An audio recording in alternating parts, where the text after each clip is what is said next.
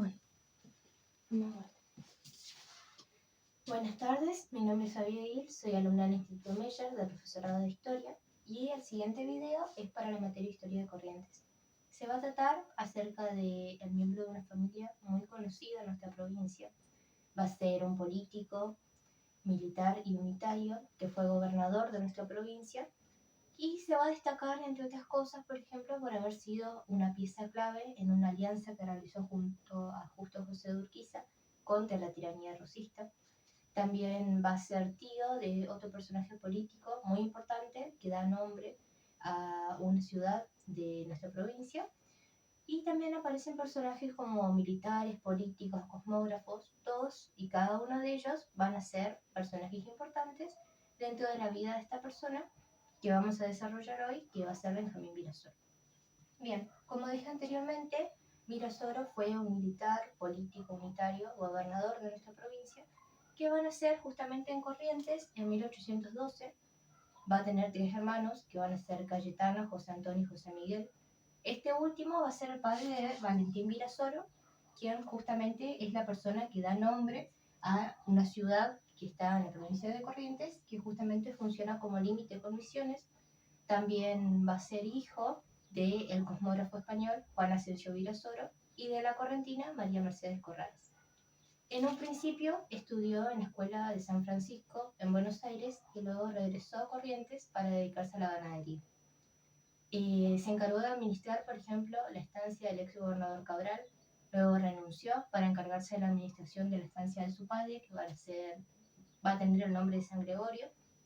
Después, cuando ya había pasado la batalla de Pago Largo, él decide huir hacia el Uruguay y cruza nadando el río. Entonces, en ese momento, se une como soldado distinguido al ejército de Rivera, luego ingresa también a los ejércitos de Lavalle y Paz, participando en la batalla de Caguazú. Posteriormente también va a invadir Corrientes con el ejército de Urquiza, participando en las luchas de Paso de los Libres, Vences y Aguapey. A partir de ese momento se destacó no solo como militar, sino también como político. Y para 1847 fue elegido como gobernador de Corrientes, es decir, como gobernador de nuestra provincia. Y lo que más se destacó de su gobierno fue que logró fomentar mucho la economía, es decir, colocó a Corrientes en una situación próspera y entre sus medidas de gobierno más destacadas estuvo, por ejemplo, el hecho que reconoció la libertad de los esclavos, que había sido previamente establecida por los Madariaga, declaró traidores a la patria a los hermanos Madariaga, instauró el uso de la divisa punzó, prohibiendo el color celeste, verde y azul. También creó lo que sería un hospital para hombres y un tribunal de medicina. Fomentó también lo que sería todo lo referido a la economía correntina. Por eso, por ejemplo, a las personas que se dedicaban a lo que sería el ámbito agropecuario, las obligó a cultivar algodón para fomentar la economía provincial. También instauró el crecimiento de los derechos, los impuestos por derecho de importación sería, a excepción obviamente de Entre Ríos, y también va a prohibir la compra de lo que van a ser los cautivos y los indígenas, ya que en su mayoría estos eran reducidos a la servidumbre.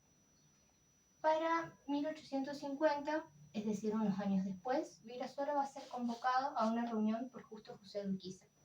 Esta reunión se iba a realizar en Concordia y fue convencido por Juan Pujol para asistir allí, y se disfrazó el verdadero objetivo de esta reunión, que era ir en un principio a la guerra contra el Brasil, es decir, contra Uribe, y posteriormente contra Juan Manuel de Rosas. A partir de ese momento, Virasoro, por ejemplo, fue reelecto como gobernador de nuestra provincia, y para 1851 ya Urquiza se había pronunciado contra Rosas.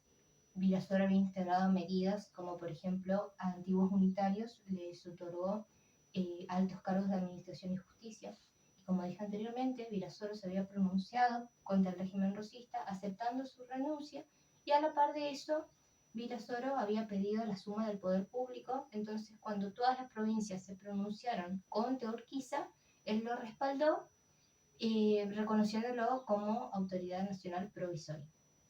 Ya para 1851 se vuelven a destacar lo que sería la familia Virasoro, ya que Urquiza ingresa a la banda oriental con 1.500 hombres al mando del hermano de Benjamín, que sería José Antonio Virasoro, y logran pronunciarse, sería Conde Oribe, quien se entrega voluntariamente, casi sin ofrecer ningún tipo de resistencia, y por lo tanto para fines de este año el Ejército Grande, también conocido como el Quinto Ejército Correntino, logró justamente pronunciarse del todo contra la tiranía de Juan Manuel de Rosas.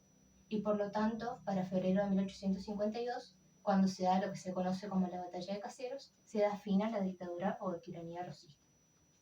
Justamente al tiempo de eso, en lo que va a ser Curuzucuatia, los antiguos unitarios federales, al mando de Nicanor Cáceres, se van a sublevar en contra de justamente el gobernador Benjamín Virasoro. Entonces, ¿qué pasa? El Congreso Provincial, más aproximadamente un mes después, decide desplazar a Virasoro y en su lugar va a quedar Manuel Antonio Ferré, aunque posteriormente se va a terminar designando a Juan Pujol, quien había convencido previamente a Virasoro de asistir a la reunión con Urquiza para acabar con la tiranía rosista. A partir de ese momento, Benjamín Virasoro decide retirarse, pasa el resto de su vida en Rosario, se casa con Leonor Machado y en el año 1895 le otorgan oficialmente su retiro como militar y va a fallecer a los 85 años, es decir, en 1897, en la ciudad de Buenos Aires, pero a pedido de él, es decir, por su propia voluntad, sus restos van a ser devueltos a Rosario, en donde pasó sus últimos años de vida y en donde le rindieron honores por todo su servicio. Entonces podemos decir que si bien luego de su muerte en Rosario le rindieron honores por su grado de teniente general de la nación, realmente Virasoro nunca recibió el reconocimiento que debería. Tendría que haber sido reconocido por lo que fue, un importante militar y político que cumplió un rol clave al momento de acabar con el gobierno rosista. Y sobre todo, como la persona que logró que nuestra provincia prospere en todos los aspectos y principalmente otorgándole además la victoria al Quinto Ejército Correntino.